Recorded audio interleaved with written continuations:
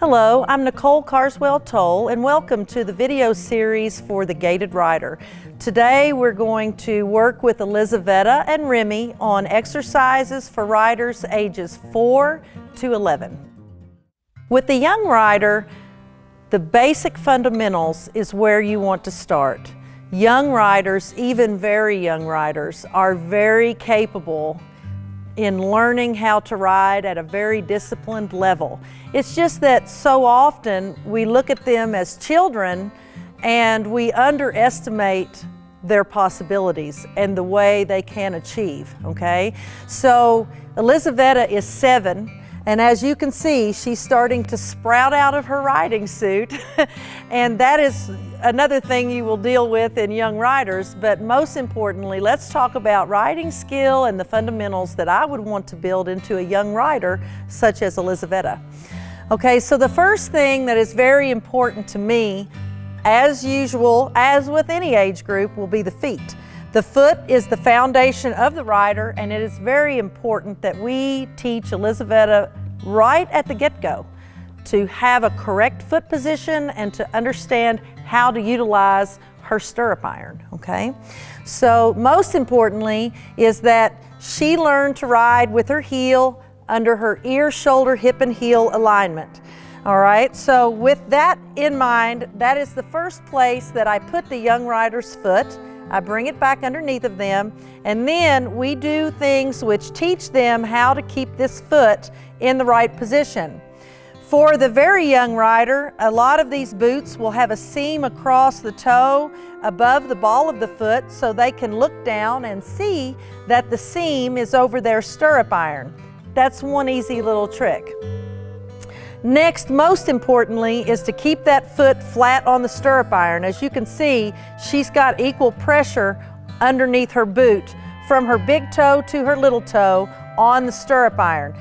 Now, there are several things that riders will do, especially young riders, when they're first learning how to ride. I'm going to drop your foot out. And so the first thing will be scrunching the toes, okay? So scrunch your toes, Elizaveta. You can see her boots swell up and her ankle just get really tight. All right, now relax again. And then you can just see visibly the relaxing in that ankle. Now we're gonna go back to the stirrup iron and we're gonna demonstrate that in the stirrup iron. So now, Elizaveta, scrunch your toes. And when she does that, I can see her heel actually draw up and her foot get tight. And I actually can almost get my finger under her big toe. All right, so now relax your foot on the iron and there goes that heel dropping again. So having a relaxed toe, a relaxed foot, enables the ankle to be loose and flexible and will allow not only the foot to sit flat on the stirrup iron, but it enables the heel to drop lower to the ground.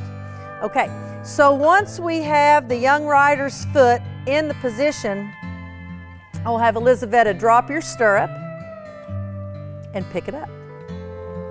Okay, so she's going to work at this for a minute. She's going to have to wiggle that foot. She's going to work that stirrup iron onto that foot, and then she's going to fight to get it in the right place. And that was excellent. That was a great job right there, okay?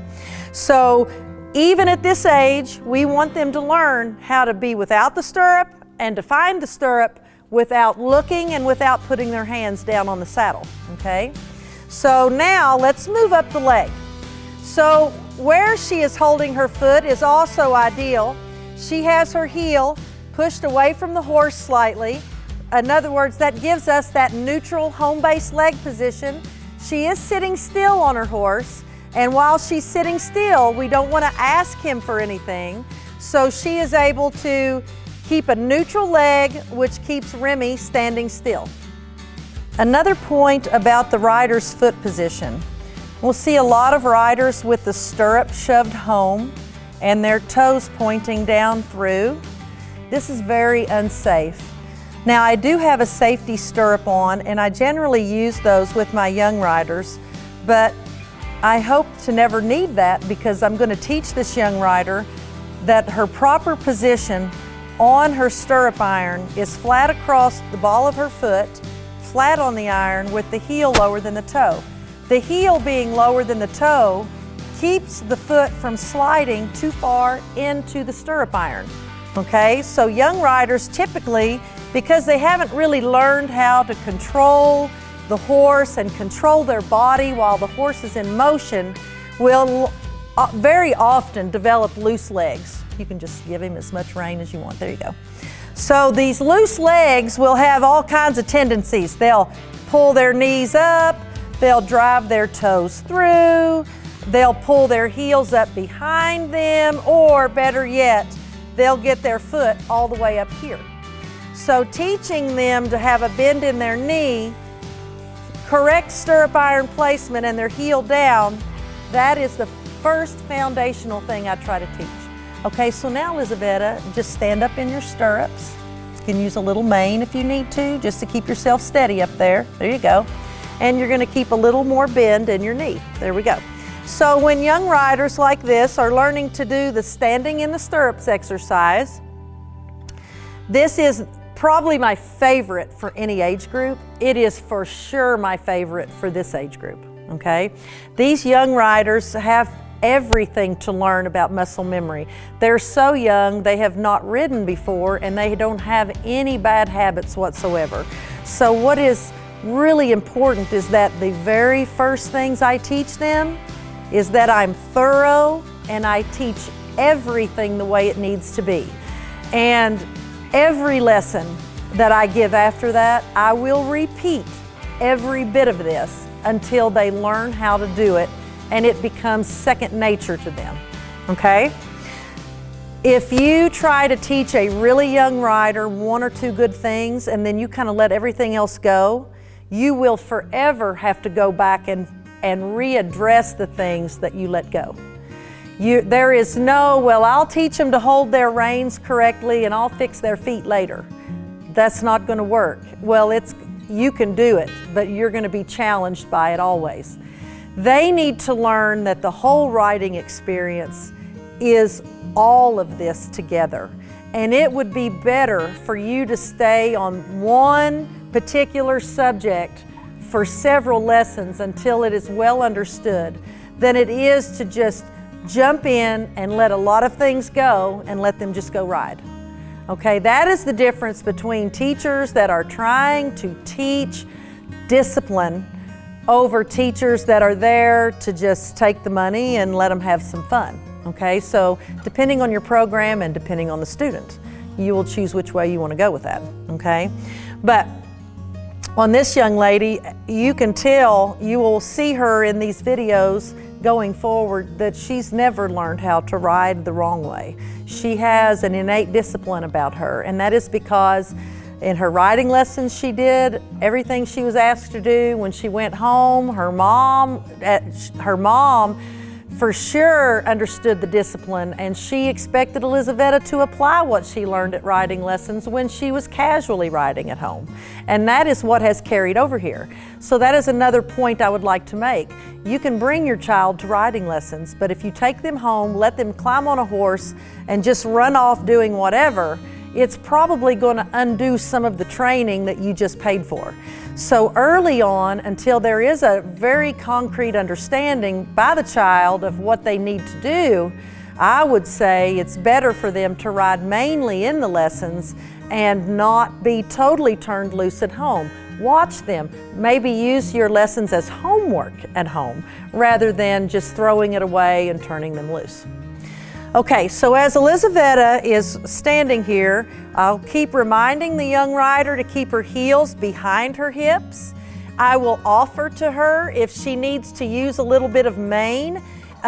Riders who hold on to the reins, go ahead and hold on to the reins. Get them snugged up a little bit. And then when you sit down, try to pull on to hold them to keep you from sitting down. Now notice when riders pull on the horse's mouth, because they can't stay up, or now use them to pull yourself up, Elizaveta. Use the reins to pull yourself up. You are really doing the horse a disservice by pulling on his mouth. So one way I have my students avoid that is I will have them keep the reins in their hand, but use their little fingers to also get a little mane hair in their hands. And this will enable them to steer the horse while they're walking and still be able to use the mane hair to pull on in the event they accidentally sit down. Because once this horse begins moving and those muscles over his rib cage move, it's going to make her want to sit down. So this mane is how I'm going to help her maintain her exercise position when this horse begins to move, okay? So while she's standing, she is able to, now Elizaveta is able to do it with no help. So Elizaveta, if you would like to just lay everything down and just do it free-handed, you can do that because you've learned this exercise, okay? All right, so now, so her heel is back. We have an angle all the way up to her heel. Just look straight ahead. So she has a nice straight angle from ear, shoulder, hip, and heel. She's got a bend in her knee. Young riders will want to get this knee straight. Their knee will go straight, their foot will kick forward, and down they sit. So back up again, there you go. And she's fighting for this, you can tell. She's doing really good. Okay, so putting your hands in riding position. Yep, just holding them in riding position, just like that, yep. Okay, and noticing that this requires strength for her to stand for this length of time. This is really good. With a rider this age, anywhere actually from 4 to 11, there's really not that much difference that I place on the way I train them as I would any adult. What you do have to keep in mind though, is that to them, this horse is a monster. When you as an adult walk up to a horse, depending on how high that horse's back is to you, you have an opinion of whether that's a big horse or not. And this horse is only 14.2, but when Elizaveta stands next to him, she is looking at his barrel or at his stomach. So you are putting small children on very large animals, and the safety that you need to have when teaching a rider like this is paramount. If you scare them at this age, they may stop riding forever. So safety is first. Second is teach them the same skills you would an adult. Work these riders like you would adults.